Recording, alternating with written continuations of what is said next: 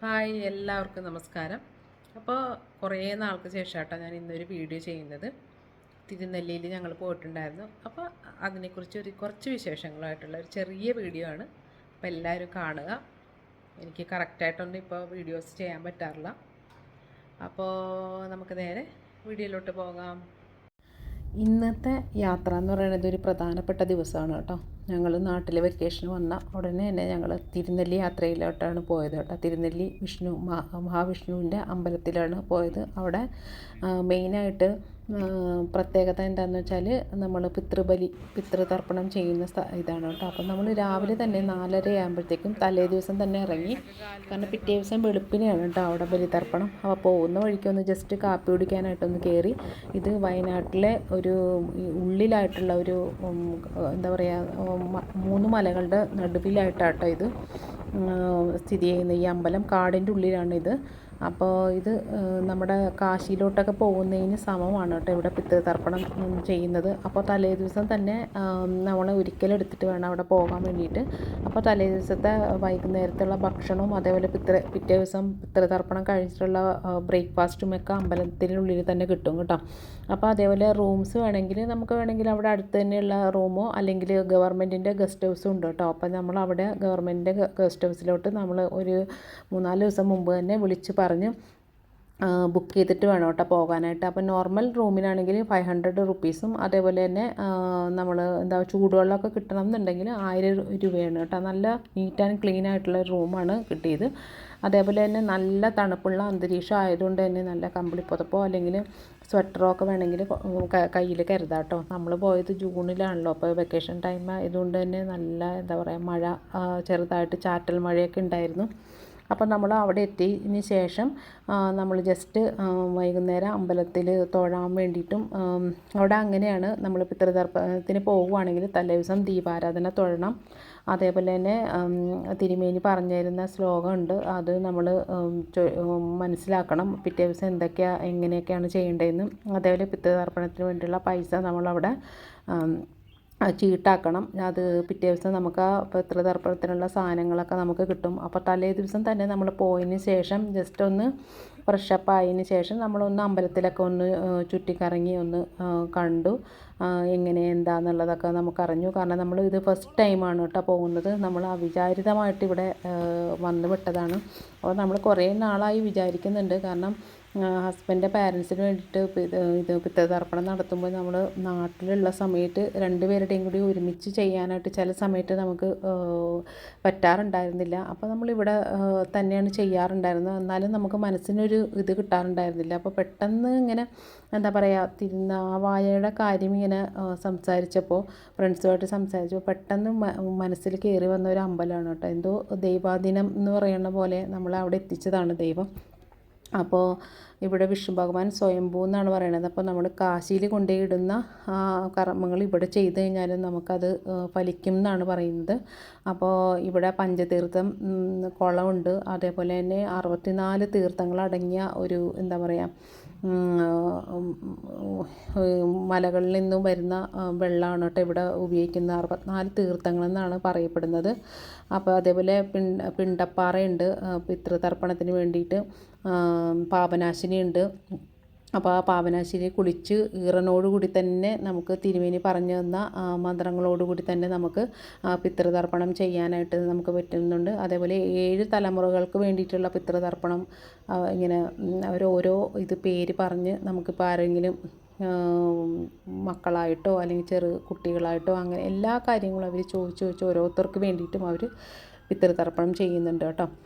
അപ്പോൾ നമ്മളപ്പോൾ വൈകുന്നേരം ദീപാരാധനയൊക്കെ തൊഴുതു. അവിടെ തന്നെ എന്താ പറയുക, ഉപ്പുമാവും കട്ടൻ നമ്മുടെ ചുക്ക് കാപ്പി അത് കിട്ടും. അതേപോലെ തന്നെ പിറ്റേ ദിവസവും അങ്ങനെ തന്നെ നമുക്ക് ബ്രേക്ക്ഫാസ്റ്റ് നമുക്ക് അവിടെ നിന്ന് തന്നെ കിട്ടിയിട്ടുണ്ടായിരുന്നു കേട്ടോ. അപ്പോൾ എന്താ പറയുക, നല്ലൊരു പോസിറ്റീവ് വൈബാണ് കേട്ടോ നമുക്ക് അവിടെ നിന്ന് കിട്ടുന്നത്. എന്താ പറയുക, നമ്മളെല്ലാം മറന്ന് പ്രാർത്ഥിക്കുക എന്ന് പറഞ്ഞ പോലത്തെ ഒരു അവസ്ഥയാണ്. കാരണം നമ്മൾ ഫുൾ ബ്ലാങ്ക് ആയിരിക്കും കേട്ടോ അവിടെ ചെന്ന് കഴിഞ്ഞാൽ. അത്രയും നല്ലൊരു വൈബായിരുന്നു. അപ്പോൾ നമ്മൾ അവിടെ പോയി.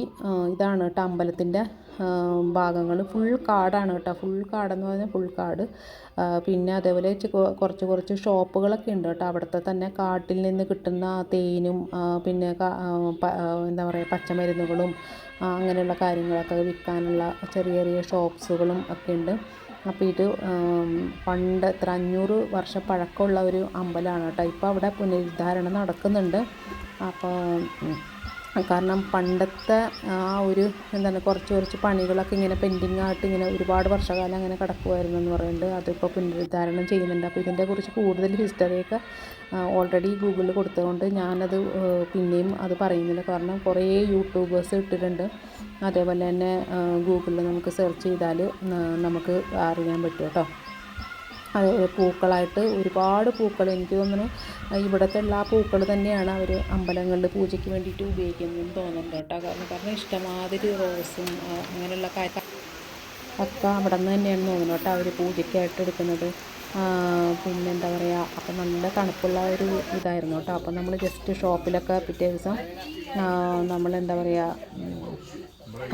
തലേ ദിവസം തന്നെ നമ്മളൊന്ന് ജസ്റ്റ് അവിടെ മറ്റേ ദീപാരാധനയൊക്കെ തൊഴുത് നമ്മൾ ജസ്റ്റ് ഒന്ന് കടകളിലൊക്കെ കയറി നോക്കിയിട്ട് അവരുടെ ഇത്. അപ്പോൾ അവിടെ നിന്ന് തന്നെ കിട്ടുന്ന കാപ്പിപ്പൊടി, അതേപോലെ തന്നെ എന്താ പറയുക പച്ചമരുന്നുകൾ, പിന്നെ അതേപോലെ ഹണി അങ്ങനെയുള്ള സംഭവങ്ങളൊക്കെ ഉണ്ടായിരുന്നു. അപ്പോൾ ഞങ്ങൾ കുറച്ച് ചെറിയ ചെറിയ സാധനങ്ങളൊക്കെ മേടിച്ചിട്ട് മുള കൊണ്ടുള്ള എന്താ പറയുക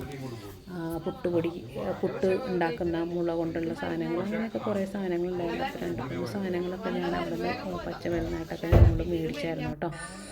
അപ്പോൾ അതെല്ലാം കഴിഞ്ഞിട്ട് നമ്മൾ തിരികെ റൂമിലോട്ട് പോയായിരുന്നു. അപ്പോൾ ഇതാണ് നമ്മൾ താഴോട്ട് ഇറങ്ങി നമ്മൾ എന്താ പറയുക അമ്പലം കഴിഞ്ഞിട്ടൊരു 10 to 15 minutes താഴോട്ട് ഇറങ്ങണം കേട്ടോ ഈ ബലിതർപ്പണത്തിന് വേണ്ടിയിട്ട്.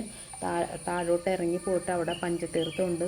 അപ്പോൾ പണ്ടൊക്കെ എന്ന് വെച്ചാൽ പഞ്ചതീർത്ഥത്തിൽ കാലൊക്കെ കഴുകിയും ഒക്കെയാണ് പോയിക്കൊണ്ടിരുന്നത്. പക്ഷേ ഇപ്പോൾ അവിടെ എന്താ പറയുക ഇത് പായലും ഇതൊക്കെ ആയതുകൊണ്ട് പൂട്ടിയിട്ടിരിക്കുകയാണ് കേട്ടോ. ആരും ഇറങ്ങുന്നതായിട്ട് കണ്ടിട്ടില്ല.